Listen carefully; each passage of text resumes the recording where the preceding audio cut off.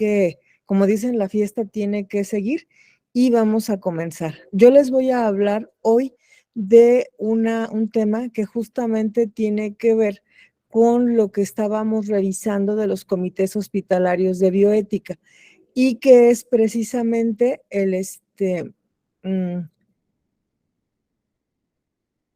la parte complementaria de lo que revisamos. O sea, hay un comité de ética en investigación, pero también tenemos comités de ética en prevención de conflicto de interés y comité de hospitalario de bioética, que es de lo que yo les voy a hablar ahorita. Entonces, lo que vamos a revisar tiene que ver precisamente con el hecho de cómo nos comportamos con ay, perdón, creo que me salí, no. Cómo nos comportamos, permítanme, por favor, que no sé qué hice aquí. Ya, listo. Ah, no, pero esta es la anterior.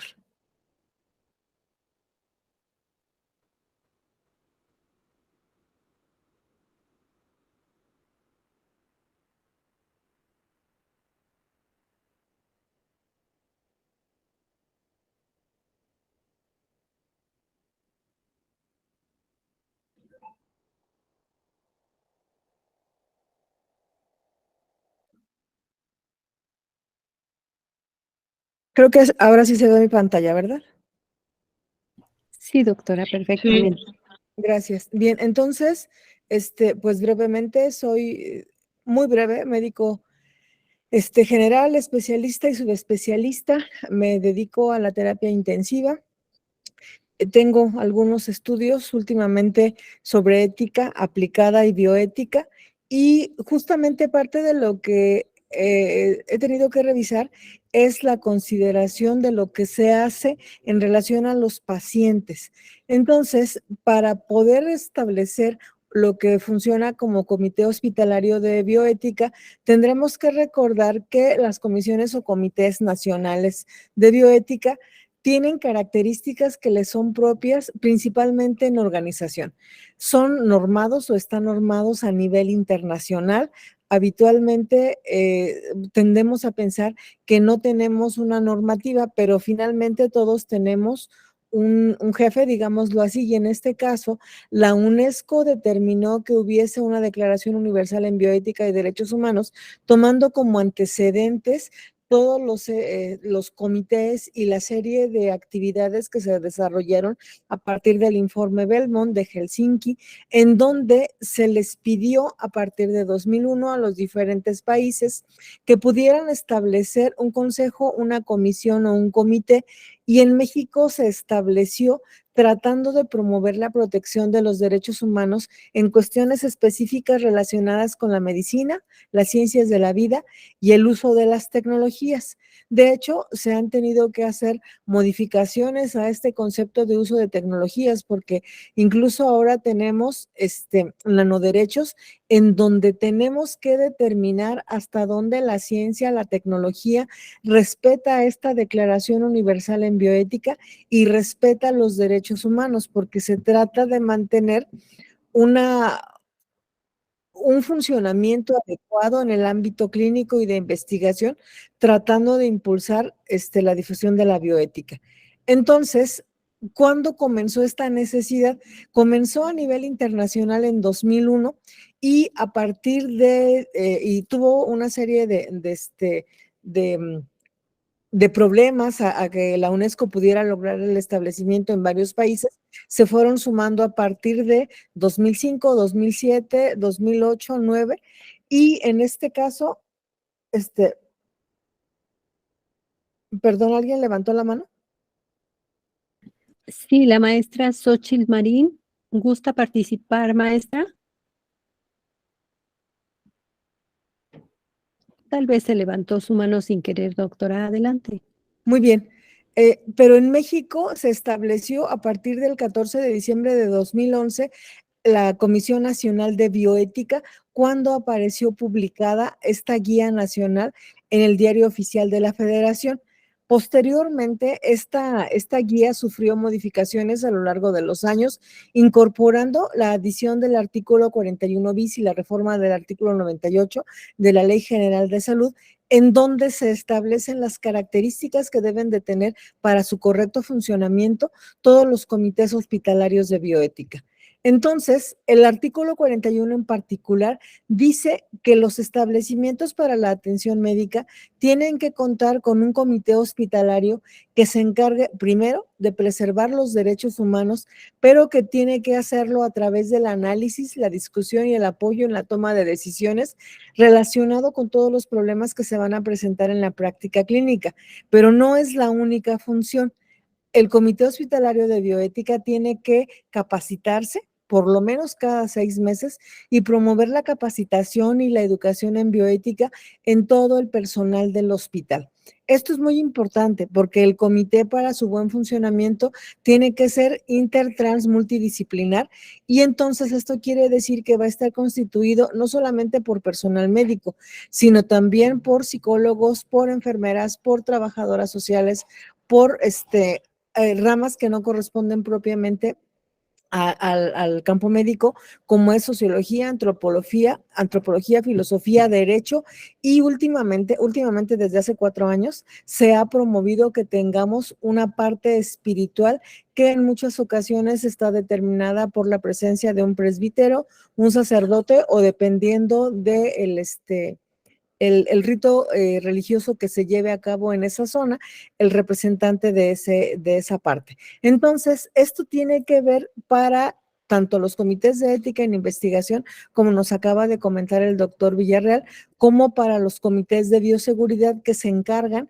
no solamente de todo lo que acabamos de ver, sino también del trabajo que se hace con personas no humanas, que se hace con bioterios, con vacunas. Entonces, tenemos que tomar esta consideración para todos estos comités. Esto es el marco jurídico nacional, no lo voy a leer, pero como estamos viendo, se basa en varias normas, reglamentos, leyes y por supuesto en la Constitución. Y bueno, aquí algo que también es importante señalar es que les decía yo que de 4 años a la fecha se ha tenido que modificar e incluir de manera definitiva la participación de la ayuda espiritual a partir de que existen manejos integrales de cuidados paliativos y entonces esta parte emotiva, afectiva, espiritual tiene que llevarse a cabo también de manera obligatoria. Resulta que se han hecho una serie de estudios en relación a cómo van las comisiones estatales de bioética en México, porque desafortunadamente no van. Este artículo fue publicado en octubre de 2016 y en donde se menciona este autor que seguramente ustedes han escuchado su apellido, Manuel Hugo Ruiz de Chávez Guerrero. Ruiz de Chávez es alguien que pesa en bioética. Y entonces, aquí resulta que en octubre se publicó este artículo en donde se menciona que en el país México hay un desarrollo diferenciado en la operación de los comités hospitalarios de bioética. Es decir, que hay algunas zonas que a partir de 2011 han alcanzado un desarrollo pleno y completo y en donde hay una formalización jurídica y en donde esta se demuestra a través del acuerdo de creación. Hay una estructura orgánica, hay lineamientos, se hace capacitación y difusión en los estados de Baja California Norte y Sur, Campeche, Coahuila, Durango, Guanajuato, el Estado de México, Michoacán, Morelos, Nayarit, Oaxaca, Puebla, Querétaro, San Luis Potosí, Tabasco, Tamaulipas, Tlaxcala, Veracruz y Zacatecas. Hay estados con mínima gestión, perdón, aquí se pegó las letras, y la gestión mínima se lleva a cabo en Aguascalientes, Chiapas, Guerrero, Hidalgo, Jalisco, Quintana Roo y Sonora, y existen lugares en donde hay comités estatales de bioética de reciente creación, como Chihuahua, el Distrito Federal y Yucatán, en donde todavía no tenemos la estructura orgánica ni actividades a desarrollar. Entonces, aquí resulta que en teoría todo está funcionando de manera adecuada, pero la realidad es que esto está alejado de lo que es verídico, porque por lo menos en Michoacán, si bien es cierto que ha estado o que se ha trabajado bastante en la Comisión Estatal de Bioética, no se ha logrado todavía, iba a decir pero no me toca a mí, no se ha logrado conformar completamente todavía esta situación del correcto funcionamiento, está en proceso de engranaje. Entonces, si bien es cierto que en este artículo dice que funcionamos bien, pues entonces probablemente donde no funciona tan bien, estaremos muy cerca de ceros. ¿Qué tiene que ver o qué se menciona aquí en este artículo en relación a la formación profesional de los integrantes de un comité? Esto se me hizo muy interesante y por eso se los puse aquí, porque en general todos los miembros de un comité hospitalario de bioética tienen una formación profesional, es decir, tienen por lo menos licenciatura. Esto no es obligado, pero esto fue lo que encontraron en este artículo. Con estudios de posgrado o especialidad, 77. Pero vean ustedes, además, o mejor dicho, a pesar de que somos miembros de comités hospitalarios de bioética, diferentes personas, la formación en bioética a través de estudios de especialización o de posgrado o diplomados es solamente del 9%. Y esto es una cifra alarmante porque, en teoría, como nos acaba de explicar el doctor Villarreal, deberíamos de tener la posibilidad de que todas las personas puedan tener acceso a estos cursos. Entonces, y que estemos, porque de hecho es una obligación que la Conbioética nos pide para todos los que somos miembros de un comité, el que tengamos una formación adecuada, completa, pertinente en bioética. En relación a esta formación profesional de los diferentes elementos que conforman un comité hospitalario de bioética, predomina medicina, psicología y filosofía. A nivel de maestría hay maestros en salud pública, en investigación clínica, en derecho, en ciencias de la salud y bioética. Y en estudios de doctorado hay personas que tienen formación en bioética, en ciencias médicas, en ingeniería biomédica, en farmacología y en inmunología. Antes de pasar a la siguiente, quiero que comentemos algunas definiciones. En este caso, entenderemos por bioética al estudio sistemático de la conducta humana en el campo de las ciencias de la vida y del cuidado de la salud, examinadas a la luz de los valores y los principios éticos. Yo quisiera comentarles en este punto que hace días platicando con un conocido, me preguntaba que para mí qué era la bioética o por qué estudiaba yo bioética, que de qué se trataba. Entonces, es cierto que es un estudio sistemático, pero también es una forma de vivir, porque nos tenemos que adaptar a lo que pensamos, a lo que escuchamos, a lo que leemos y a lo que no decimos. Entonces, esto tiene que ver con valores y con principios éticos, y por este motivo es que en general se pudiera considerar que no existe o no debería de existir un conflicto entre dos o más valores o principios bioéticos, que es la siguiente definición, que es dilema bioético. Por este motivo, yo considero que no existen dilemas, sino que existen problemas en la integración de dos o más valores cuando no se llega a una comunicación eficaz. Esto se presenta en la práctica clínica, en la atención médica, en la docencia. Y entonces, por ese motivo es que cuando no nos ponemos de acuerdo, es importante que un comité se pronuncie sobre un hecho definido, que evidentemente que primero se tenga una deliberación y que se pueda llegar a una recomendación o sugerencia que puede encaminar una toma de decisión. ¿Por qué? Porque en la práctica hospitalaria se puede considerar que la bioética tiene su mayor relevancia porque es un escenario donde lo técnicamente posible pudiera ser éticamente cuestionable. Entonces, desde el punto de vista de lo que se hace en la práctica asistencial cotidiana, la bioética debe identificar, analizar y resolver problemas éticos que surgen en la atención al paciente. Yo les pudiera decir, bueno, ¿dónde lo técnicamente posible pudiera ser éticamente cuestionable? Por ejemplo, en un adulto mayor, 95 años, que ya no se mueve de su cama, que se cayó de la cama y se fracturó la cadera, es técnicamente posible que pueda tener una cirugía para una colocación de prótesis de cadera. Pero tal vez éticamente sea cuestionable el hecho de ponerle esta prótesis. Digo, habría que hacer un análisis personalizado y definir cuáles son las características de todo su entorno. Pero entonces la bioética en la práctica hospitalaria se va a enfocar a dos situaciones. Como el bioeticista no juzga porque no sabe en general de medicina, y digo no sabe porque la parte del comité no es juzgar la parte médica o los actos médicos, entonces los puntos álgidos en donde el comité hospitalario de bioética va a intervenir es la relación médico-paciente y la necesidad de tomar una decisión en general. Entonces, más adelante vamos a ver cómo estos puntos se pueden desglosar.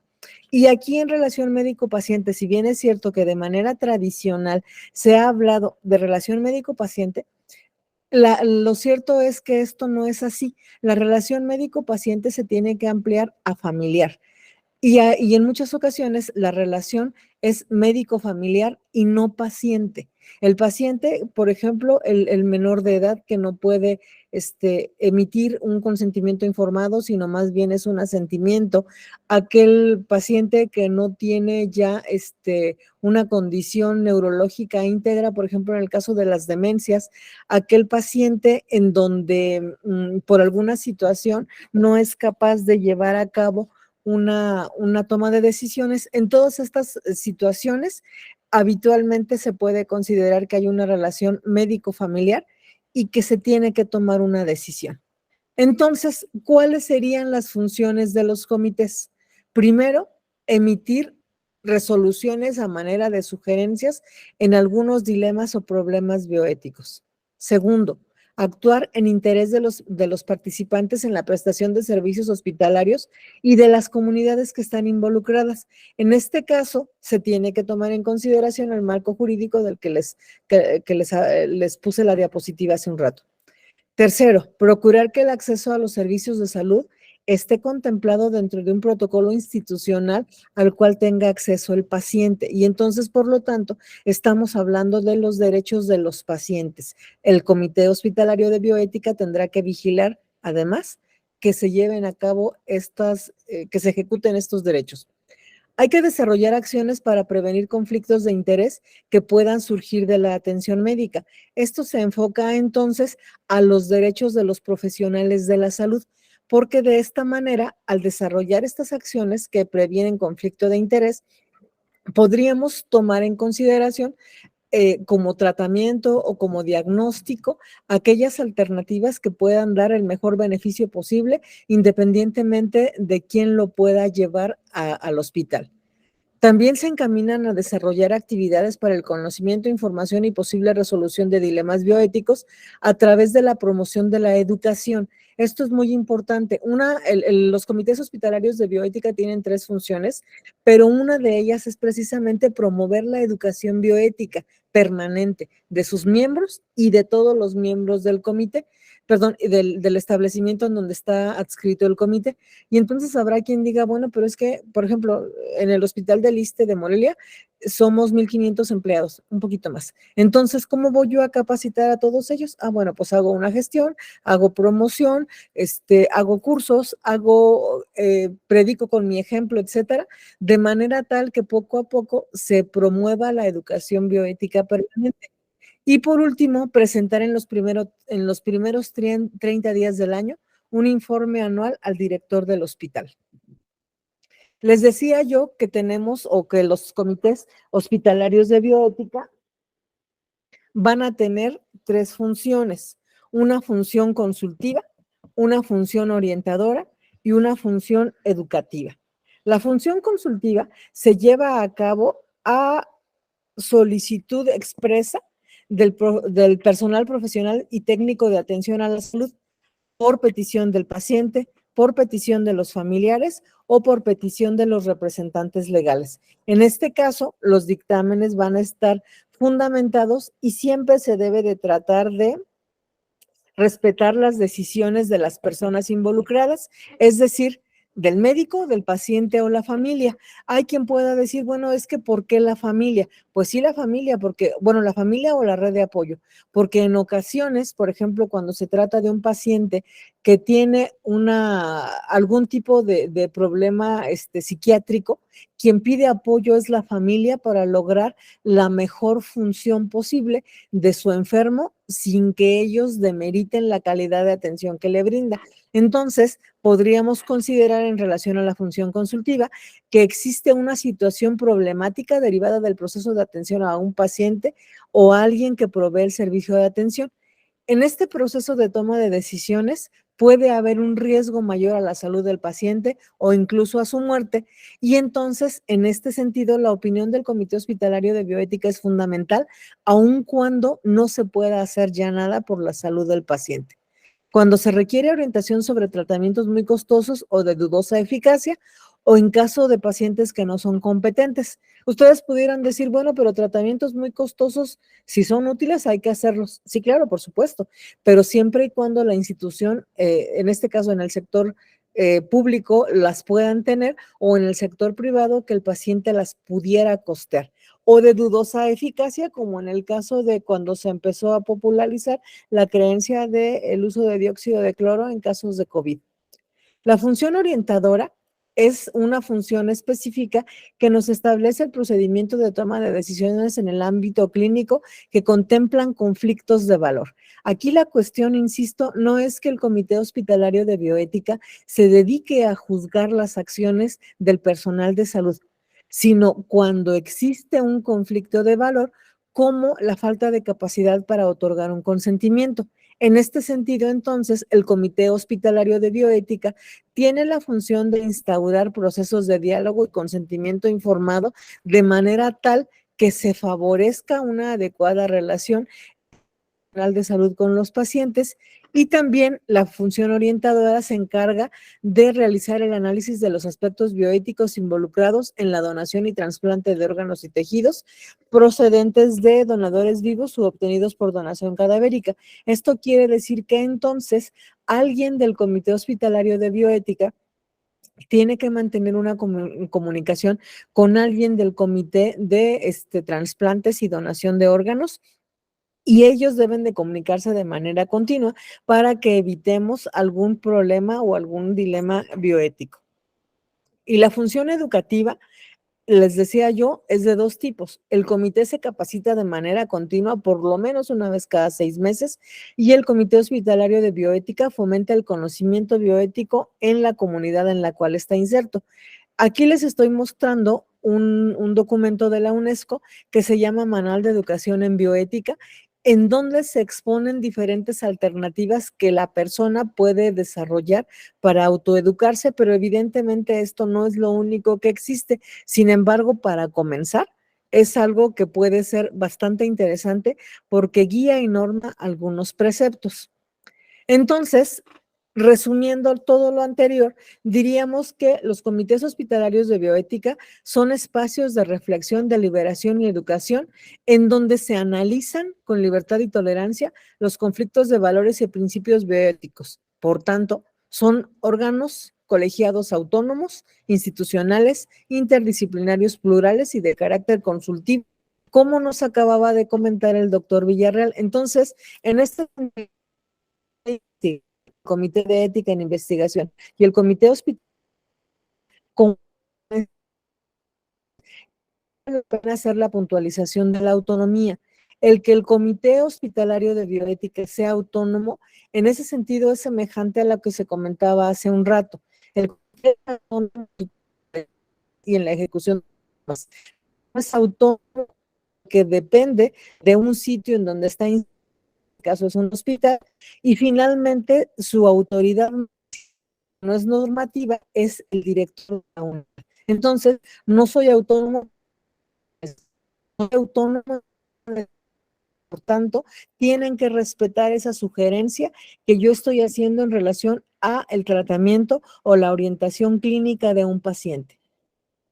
Por tanto, podríamos decir, en base a lo que resumiendo en base a lo que les he venido diciendo, es que los comités hospitalarios de bioética se encargan de fomentar el respeto a los derechos humanos, reconocen la dignidad de los individuos, promueven la educación del personal de salud y auspician el respeto a la autonomía de los pacientes. En este documento que les estoy presentando aquí, es un documento que publicó la UNAM. Hay este está dedicado completamente a los comités de ética y de bioética, pero hay un apartado específico para los comités hospitalarios de bioética en donde ensalzan el poder mantener la dignidad de los individuos y cómo el comité lo puede hacer. Es evidente que tiene que adecuarse a las características del sitio en donde estamos, pero en general es algo, una norma en donde se tiene que mantener este respeto a la dignidad. ¿Qué no hacen los comités hospitalarios de bioética? No toman decisiones, mucho menos decisiones que tienen que ver con una determinación médica.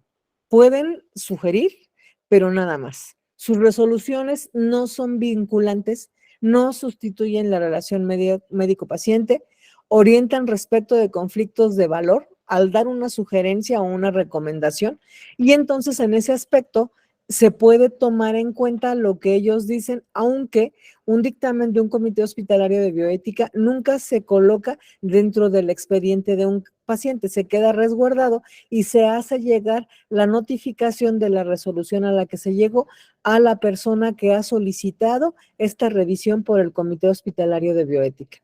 El comité hospitalario de bioética debe reunirse normativamente por lo menos 6 veces al año, tiene que contar con un mínimo de 6 personas y un máximo de 20, y sus miembros deberán cubrir el perfil de las profesiones indicada por la guía.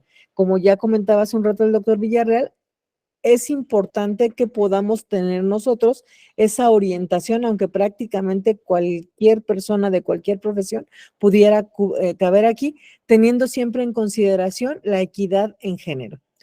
Todos sus miembros, esto es algo que es obligatorio, todos sus miembros deben de tener una capacitación en bioética y deben de tener por lo menos un presidente, un vocal secretario, un vocal y un consultor externo. Esta figura del consultor externo no es alguien que aparece en los lineamientos constitutivos, ni en las actas, ni en las minutas, pero es alguien que va a estar presente cada vez que se le requiera y que es una figura que puede estar que puede corresponder a un cirujano, a un traumatólogo, a un psicólogo, etcétera, y se trata de un consultor externo experto en el área. Es decir, estamos hablando de que independientemente de que la mayor parte de los que se conforman ese comité hospitalario de bioética pueden corresponder al área de la salud, la medicina es tan extensa que no todo mundo sabe todo absolutamente de una patología en especial o de una condición en especial. Entonces, este consultor externo puede ser el médico especialista experto en el área o puede corresponder a un abogado que va a dar un soporte o una opinión jurídica a un caso en particular, o una terapeuta especializada en el área de la que se trata. Entonces, el consultor externo es alguien que es experto en el área sobre la cual se va a tratar, y lo ideal es que en cada caso que se sesiona haya por lo menos un consultor externo y debe de haber un máximo de 3. Y entonces, cuando ya se ha conformado este comité, se hace un acta de instalación y esta se tiene que registrar a la Conbioética.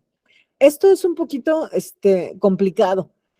Los trámites burocráticos en Conbioética son un poco complejos, pueden tardar hasta 6 meses, pero ¿qué ventajas tiene el estar allí? Pues bueno, para empezar, que estamos cumpliendo la ley y nos adherimos a las guías nacionales e internacionales. Segundo, se fomenta el método deliberativo en la toma de decisiones. Esto es algo muy importante porque cuando el Comité Hospitalario de Bioética trabaja de manera organizada y coordenada, entonces pueden sugerir diferentes alternativas de solución de problemas que quedan también guardadas para la posteridad, porque entonces esta comunicación eficaz con el médico tratante ayuda a que en una condición semejante posterior se pueda coadyuvar a que todo funcione de manera mejor. Entonces fomenta el diálogo y la reflexión, promueve el conocimiento y la preparación bioética y favorece la visión pública del hospital para que realmente funcione como como educador con una misión integral. ¿Qué desventajas? Les decía yo que los trámites burocráticos. Acabo de participar en un trámite de renovación de un comité hospitalario de bioética y de verdad que tardamos 5 meses. Y es que les envía uno un documento a Conbioética y ellos responden, afortunadamente responden y responden en corto y le dicen a uno, te faltó esto. Lo hace uno, lo envía y devuelven la respuesta y ahora te faltó lo otro y ahora te faltó aquello. Y entonces esto sí puede llegar a ser complicado. Lo único que yo pudiera sugerir al respecto pues es tener paciencia porque no nos queda de otra. Los costos, pero no los costos del trámite, el trámite es gratuito, sino en relación a que necesitamos tener un espacio en el hospital en donde pueda sesionar el comité y que pueda tener facilidades de comunicación, que tenga por lo menos sillas para todos los miembros, una mesa, etcétera. Y además el costo de inversión en capacitación en materia de bioética y los bioeticistas. ¿Qué tan costoso es? Pues bueno, yo creo que depende de a dónde acudamos. La mayor parte de las capacitaciones que tiene con bioética no son capacitaciones costosas. En promedio, con bioética pone 3 capacitaciones, más o menos cada 4 meses, cada una de las capacitaciones cuesta 500 pesos, no son relacionadas y entonces esto ayuda a que podamos tener una capacitación continua. Pero la mayor parte de capacitaciones que con bioética emite a través de YouTube son gratuitas y lo único que tiene uno que hacer es suscribirse al canal de la Conbioética en YouTube y estar pendiente de cuando se emite la charla relacionada y los criterios que se requieren para que uno se pueda inscribir a la sesión y por lo tanto tener una constancia de participación.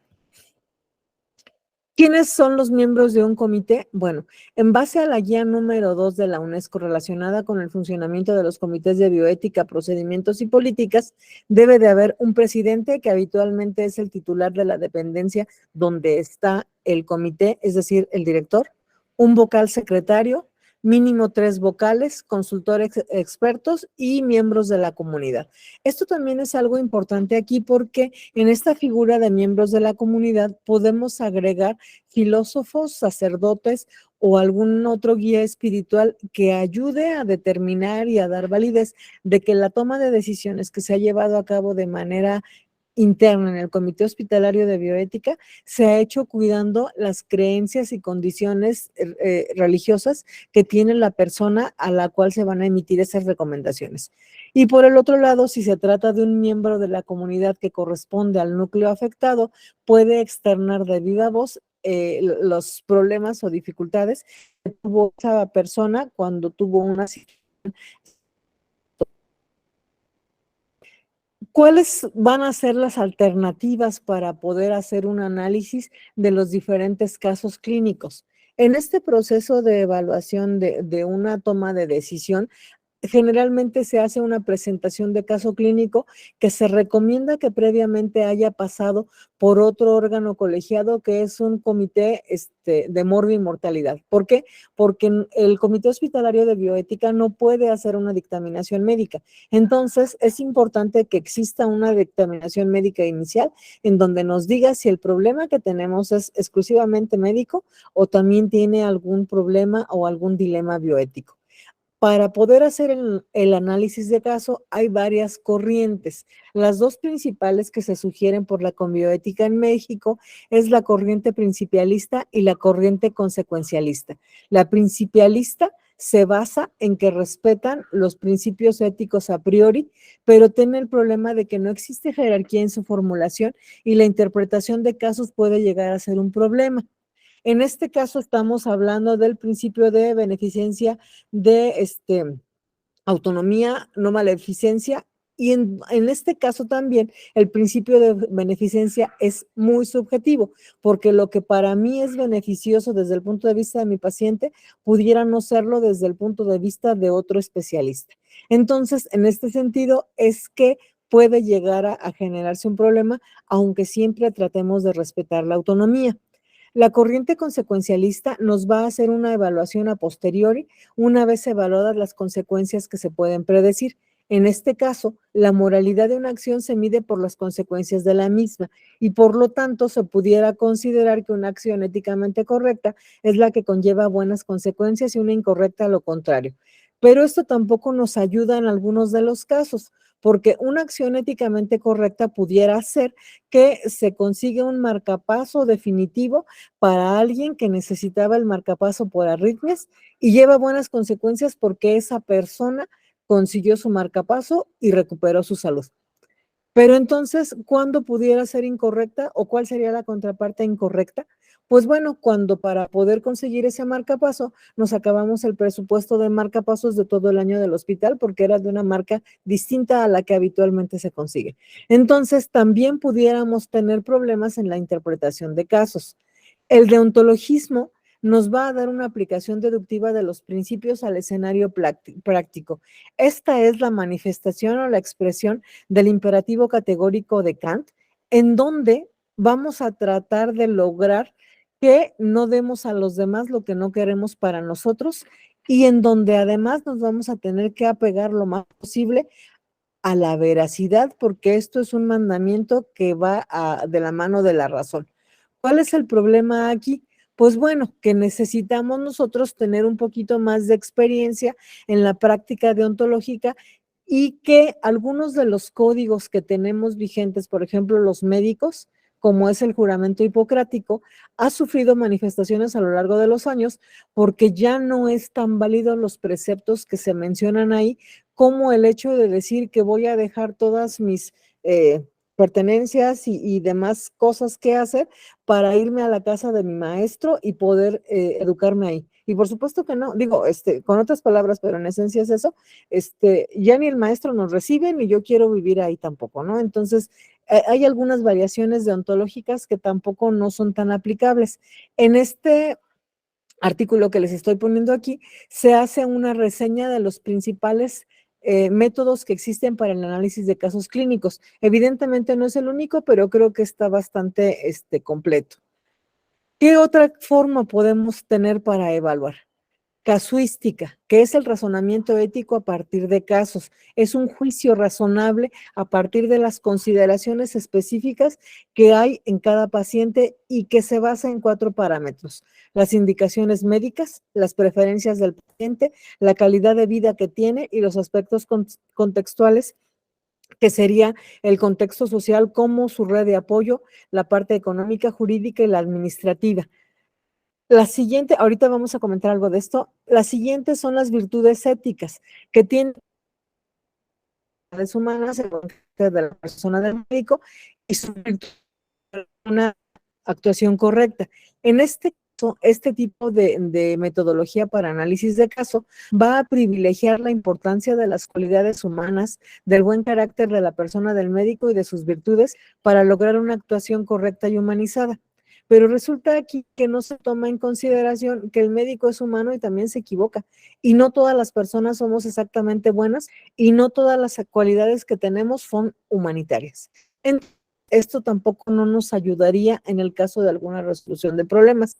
Y finalmente, la ética centrada en la persona se centra en asegurar el respeto a la vida humana como principio ordenador para tomar decisiones entre las diferentes disciplinas. Y aquí también tenemos algunas variantes o tesituras, porque si bien es cierto que en general todo el personal de la salud necesitamos asegurar el respeto a la vida humana, esto no quiere decir que el concepto que yo tengo de vida humana sea igual para todos.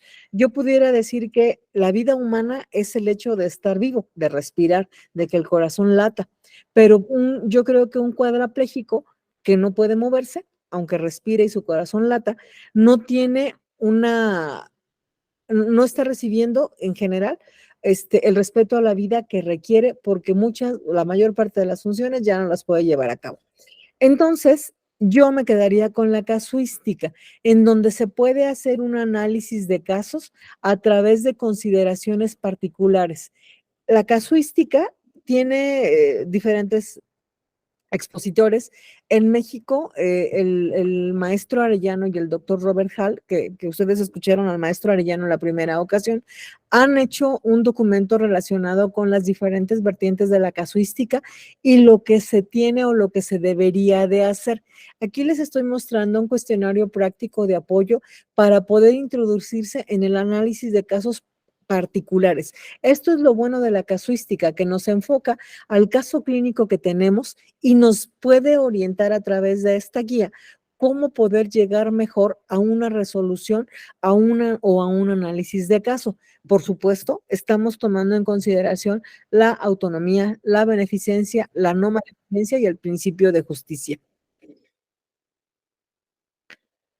Pero también aquí tomamos en cuenta el método inductivo, porque Diego Gracia nos ha hecho una reflexión casuística sobre la mejor forma de llegar a un análisis de estos casos paradigmáticos que él les llama, a través de la evaluación de las indicaciones médicas, de la calidad de vida que tenía el paciente previamente y de la probabilidad de recuperar esta calidad de vida, de las preferencias del enfermo y del contexto general. Entonces, esto nos puede ayudar como comité a tomar una decisión que esté más orientada hacia las necesidades y criterios del enfermo, sin perder de vista que la relación debería de ser médico-paciente enfermo y que en muchas médico-paciente familia, perdón, y que en muchas ocasiones ni siquiera es familia, es una red de apoyo, es su vecino, es su compañero de habitación, quien tiene la necesidad de tomar la decisión y en donde realmente podemos entrar en un conflicto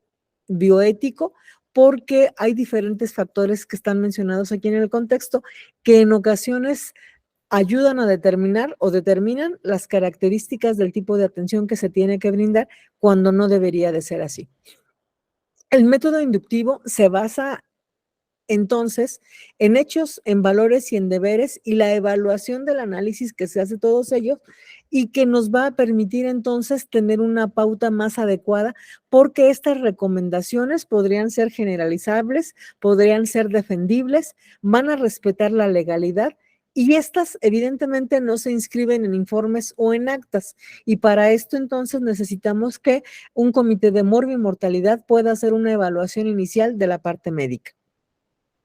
Finalmente, aquí les estoy poniendo referencias de algunos textos bueno, yo confío que les pueda compartir más adelante, que tienen que ver con la metodología en ética clínica, porque finalmente a esto, en concreto a esto, es a lo que se va a dedicar el Comité Hospitalario de Bioética, a la toma de decisiones, pero no él como tomador de decisiones, sino como adyuvante.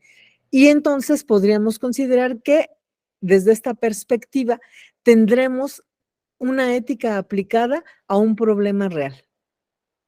Pero también necesitamos conocer, como Comité Hospitalario de Bioética, que aunque si bien en muchas ocasiones nos basamos artículos, en referencias, en metaanálisis para toma de decisiones, existe también la necesidad de que los miembros del Comité Hospitalario de Bioética sepan de estadística, porque la estadística nos va a ayudar a la toma de decisiones. Les estoy poniendo aquí un sitio que se llama Retracting Watch, en donde se publican todas aquellas se hace seguimiento de muchas revistas como las que tenemos aquí, Science, New England Journal, JAMA, Lancet, etcétera, y en donde se han encontrado que la estadística ha sido falseada y que la toma de decisiones, por lo tanto, no necesariamente es adecuada. Toda esta situación de la falsedad de publicaciones comenzó con dos personas, Wo-Shuk Wang, que se dedicaba a la clonación, y Joaquín Bold, que se dedicaba a la hematología. Todos ellos publicaron de primera instancia en Science, pero resulta que el comité editorial, después de un tiempo, encontró que no podía ser congruente ¿cómo se llama? Las observaciones y las publicaciones que tenían estos dos científicos con la realidad y se basaron en la estadística. Entonces, es fundamental que alguien que sea miembro de un comité hospitalario de bioética sepa de estadística básica para que pueda evaluar de manera adecuada la información que recibe y, por lo tanto, que pueda ayudar a esta toma de decisiones. ¿Cuál nos sirve? Bueno, independientemente de que esto no es un curso de ética, de estadística, hay dos situaciones que hay que mencionar. El primero es que independientemente de cuál sea la prueba que se utilice, hay que considerar siempre el intervalo de confianza o el valor de P que complementa el riesgo que nosotros vamos a evaluar en un estudio. El segundo dato que tendríamos que evaluar es algo que se llama efecto Hawthorne, que es que se enfoca a la investigación correcta y uso habitual en la práctica clínica. Por ejemplo, en el caso del lavado de manos, nosotros tenemos, o sea, hace un seguimiento de lavado de manos, se capacita y vamos a hacer estudios de sombra, pero la persona sabe que lo estamos observando. Entonces, cuando sabe que lo estamos observando, hace las cosas bien y a lo largo de las semanas empieza a disminuir la calidad de la técnica hasta que habitualmente su práctica clínica, si no ha quedado bien reforzado este conocimiento, va a dejar de hacer las cosas de manera eficaz y entonces, por ejemplo, el lavado de manos no se va a llevar de manera adecuada. Los valores perdidos, que habitualmente son valores que no se registran en un protocolo, y hay que considerar las poblaciones vulnerables, en donde vamos a hablar de que en un momento determinado todos podemos ser vulnerables, todos. O sea, sí es cierto, se habla de menores de edad, mujeres embarazadas, adultos mayores, población afrodescendiente, etcétera, pero en general la mayor parte de todos ellos en algún momento determinado tienen que recibir atención médica, son susceptibles de recibir fármacos, es posible que hagan reacciones adversas y entonces a eso me refiero que todos podemos ser vulnerables. Y en este caso la estadística nos sirve para diferenciar si esa muestra es significativa o no. Y finalmente, la determinación de dos ramas en un protocolo, porque aquí en particular cuando se hace una evaluación de un tratamiento que se da a un paciente que apenas va a recibirlo por primera ocasión, podríamos determinar si existe la posibilidad de que la sustancia que se le va a administrar a ese paciente sea mejor que la sustancia que tenía previamente o sea mejor que aquella en la que nosotros como médicos tenemos más experiencia, pero pudiera ser que le vaya peor. Entonces, estas consideraciones que son de estadística básica, tendríamos que tomarlas en consideración. Finalmente, es importante tener en cuenta que un problema bioético es una dificultad en la toma de decisiones frente a un paciente en cuya circunstancia es preciso que tengamos en cuenta el concurso de valores y principios y que estos valores y principios pudieran estar en conflicto con otros valores, con otros principios, con otros intereses e incluso de otras personas. ¿Qué áreas de oportunidad tenemos en la guía que tenemos actualmente? Hay 3 áreas de oportunidad para mi consideración. No nos habla de manera precisa de cuidados paliativos, no menciona la voluntad vital anticipada y no menciona la objeción de conciencia. Entonces, creo que como todos aquellos que participamos en un comité hospitalario de bioética, tenemos la importante obligación de abonar un poco al conocimiento en estas áreas de oportunidad y la verdad es que todavía hay mucho camino que recorrer. Con esto les doy las gracias.